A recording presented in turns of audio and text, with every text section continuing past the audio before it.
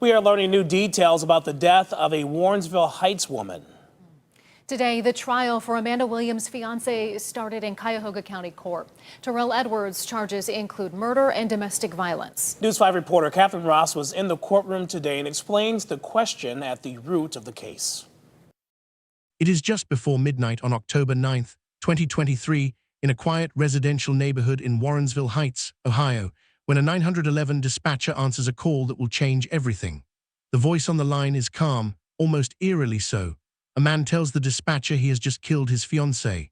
Within minutes, police and paramedics are racing to a home on Sunset Drive, where a woman lies gravely wounded. She will not survive the night. What happened inside that house, and why, would take months to unravel in a courtroom, and it would force a community to confront an uncomfortable question about the warning signs that are so often missed until it is too late. Amanda Sharon Williams was 46 years old, a woman who had built a life around lifting other people up. She owned Alarm Mode Styles, a hair salon where she was known not just for her talent behind the chair, but for the relationships she built with her clients. People who knew her describe a woman who was warm, generous, and endlessly hardworking, the kind of entrepreneur who mentored younger stylists and made everyone who sat in her chair feel like they mattered. She was a mother. She was a grandmother. To her family, she was the anchor of the household, the one who held everything together. In the community of Warrensville Heights, she was simply well-liked, a familiar, welcoming face. By the fall of 2023, Amanda was engaged to a man named Terrell Edwards. The couple shared a home together, and to outside appearances, they were preparing for a future together. But behind closed doors, according to those closest to Amanda, the relationship had grown troubled. Friends and family would later tell reporters that Amanda's relationship with Edwards had, in their words, involved years of difficulty, patterns of conflict that they say had built over time. These accounts, offered after her death, paint a picture of a relationship that was far more complicated than it may have appeared from the outside. It is a familiar and painful theme in cases like this one, the private struggles that remain invisible to everyone except the people living through them. On the day of October 9th, prosecutors would later say tension between Amanda and Edwards had been building since the morning. It was, by the accounts presented at trial, a day marked by arguing, the kind of slow-burning conflict that simmers for hours before it boils over. That night, inside their bedroom, the argument reached its breaking point. According to prosecutors, Amanda told Edwards to leave the house. What happened in the moments that followed would become the central, disputed question of the entire case. The prosecution's account was direct, that Edwards, in anger, fired a gun at Amanda 6 times. The defense told a very different story, that Edwards had retrieved the weapon, which belonged to Amanda herself and had been kept beneath their mattress, only after she allegedly grabbed a kitchen knife and came at him. Edwards would later testify that he feared for his life in that moment, that he tried to run, and that he had, in his words, no other choice but to fire. Crime scene photographs presented in court did show a knife near Amanda's body. Whether that knife represented a genuine threat to Edwards or whether it told a different story entirely would become the fight at the heart of the trial to come. What is not disputed is what happened next. Warrensville Heights police received Edwards' own 911 call reporting that he had just killed his fiancée. Officers arrived at the home to find Amanda suffering from multiple gunshot wounds. She was rushed to a nearby hospital where she was pronounced dead. She was 46 years old. In the immediate aftermath, the case took an unexpected and painful turn. Police initially detained a person of interest at the scene, but released him after the Cuyahoga County Prosecutor's Office determined there was insufficient evidence at that time to file charges. For Amanda's family, friends, and community, this was almost unbearable. Weeks passed. There was no arrest. There was no accountability. What followed was a sustained outcry, family members, friends, and community advocates pushing publicly for the investigation to continue, refusing to let Amanda's case fade from attention. It is a reminder that justice in cases of intimate partner violence does not always arrive immediately, and that the voices of those left behind can matter enormously in ensuring a case does not go cold.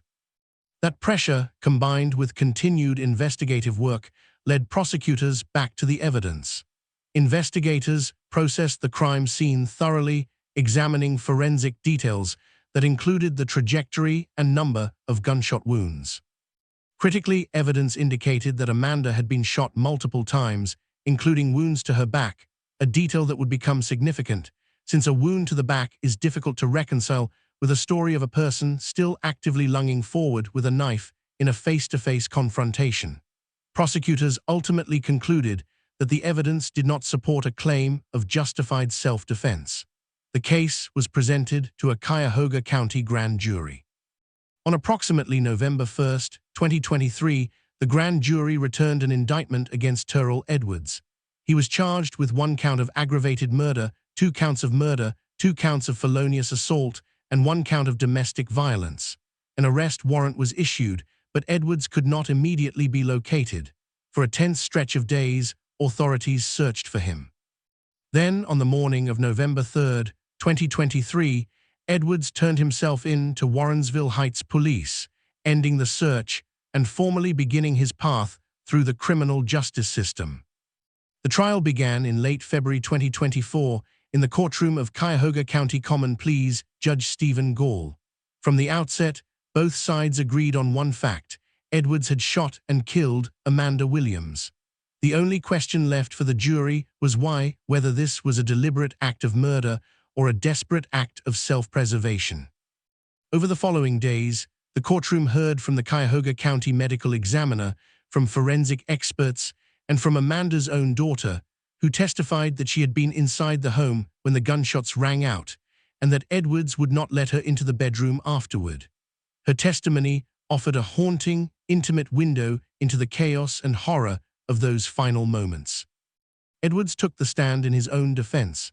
He described a terrifying scene. Amanda, he said, had grabbed a knife during the argument, and he had feared for his life. "I just shot rapidly. I was scared," he told the jury. He said he tried to run, that she cut off his escape, and that he had no choice. It was a raw, emotional account, and the defense argued forcefully that it met the legal standard for self-defense. But prosecutors pushed back just as forcefully. Pointing to the forensic evidence, the wounds to Amanda's back, the number of shots fired, as proof that this was not a man defending his life in a single desperate instant, but a fatal act of violence born from anger. On March 4, 2024, after deliberation, the jury returned its verdict. Terrell Edwards was found guilty of 2 counts of murder, 2 counts of felonious assault, and 1 count of domestic violence. He was acquitted of the most serious charge, aggravated murder. The distinction mattered legally, but for Amanda's family, the verdict represented something they had fought for since the earliest, darkest days after her death: accountability. Outside the courtroom, the prosecutor's office noted the tireless work of the investigators and attorneys who had built the case, and the family indicated they would reserve further comment for the sentencing hearing to come.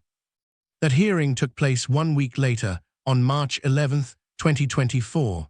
Judge Gall sentenced Edwards to life in prison with eligibility for parole after 24 years. Edwards, when given the opportunity to address the court, chose not to speak. For all the words exchanged in that courtroom over the preceding weeks, the testimony, the arguments, the competing narratives of that October night, in the end, the man responsible for Amanda's death had nothing to say to the family he had shattered. The following year, Edwards' legal team appealed the conviction. In 2025, the 8th District Court of Appeals unanimously affirmed both his conviction and his sentence, closing off, for now, one of the last avenues of legal challenge available to him. The prosecutor's office described the ruling as a milestone in the pursuit of justice for Amanda and her loved ones, a final, formal confirmation that the jury had gotten it right. For those who knew Amanda Williams, no verdict could undo what was lost. She was remembered by her community not for the way her life ended, but for the way she had lived it, as a stylist who built a business from her own talent and determination, as a mentor to younger women in her field, as a mother and grandmother whose presence anchored her family. One family member, addressing the case publicly, offered a message aimed squarely at other women who might recognize pieces of their own lives in Amanda's story. That domestic violence is real, that it does not always announce itself clearly, and that recognizing the danger even once can be the difference between safety and tragedy. Amanda Williams' case became, in Warrensville Heights and beyond, a difficult but important reminder of how intimate partner violence can exist just beneath the surface of a life that looks, from the outside, entirely ordinary, even happy. It is a reminder, too, of the role that community pressure and persistence can play when a system moves slowly, and of how forensic evidence, patiently gathered and carefully presented, can ultimately speak for a victim who no longer can speak for herself.